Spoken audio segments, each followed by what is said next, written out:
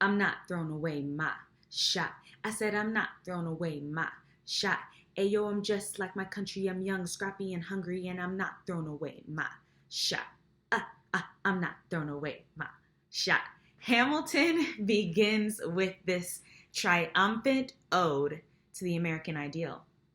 We hold these truths to be self-evident that life, liberty, and the pursuit of happiness is our highest ideal. It's part of what makes America so beautiful and so unique and so special, is that this idea that no matter who you are, rich or poor, or where you're from, we all have this thing written on our hearts of this need for freedom and the desire to want to make a meaningful life. We all have this inalienable drive for significance and success. But what we do with this life is all up to us. At least that's what Hamilton says. For me, it's why my parents immigrated from Liberia and worked 2 to 3 jobs in order that I would have a hope and a future. It's why we go to school and work to create a life for ourselves and an easier life for those to come. It's what drives most of us, this idea of legacy. When we meet Alexander Hamilton in the play, he is just 19 years old. And the only thing he has to his name is his ambition and a vision of a new world. When was the last time you felt like you could do anything or had a vision of what the world could be?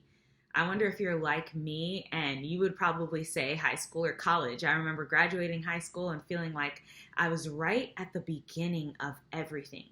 Like life was just beginning to open up and I could do anything. Anything was possible.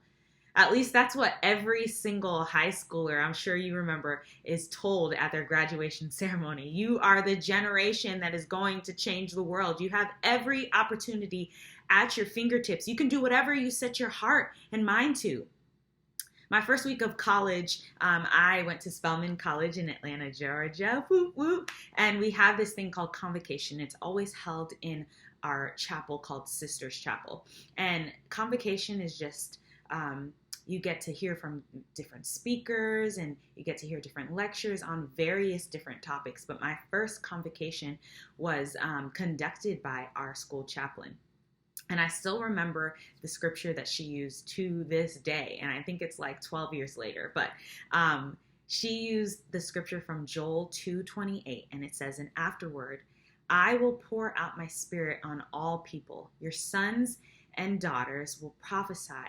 Your old men will dream dreams. Your young men will see visions." She said this was our clarion call. We were these people, women who would prophesy and dream dreams. We would see a heavenly vision and communicate it. We would dream dreams that would create realities. And I believed her then, and I still believe her now. We can make the world of our dreams if we're committed to fight and to the change.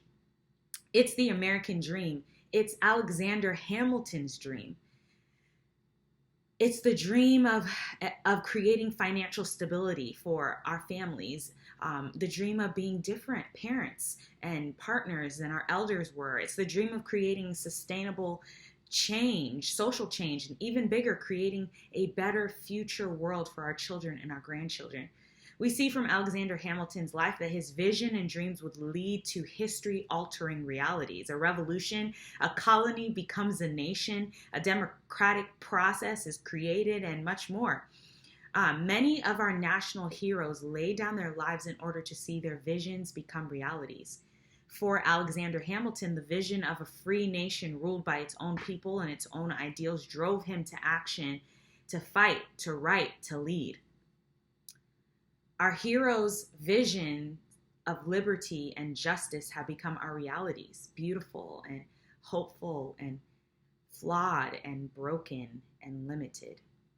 The truth is we can only build the world as we are and as we see. Our dreams and pursuits create realities. And as broken and flawed and finite people, we can only recreate who we are, systems that are finite and limited and broken and flawed. If we built the world as we are, who would be its heroes and its villains? Who wouldn't be in the story at all? Would it be a world worth replicating? We see the same thing happen in the story of the Israelites. Removed from the land of their oppressors and their oppression, God sought to create for them something new, a life, a freedom they had only dreamed of, a heavenly vision. But they ended up creating one they had seen, one out of their own image and not of their creators.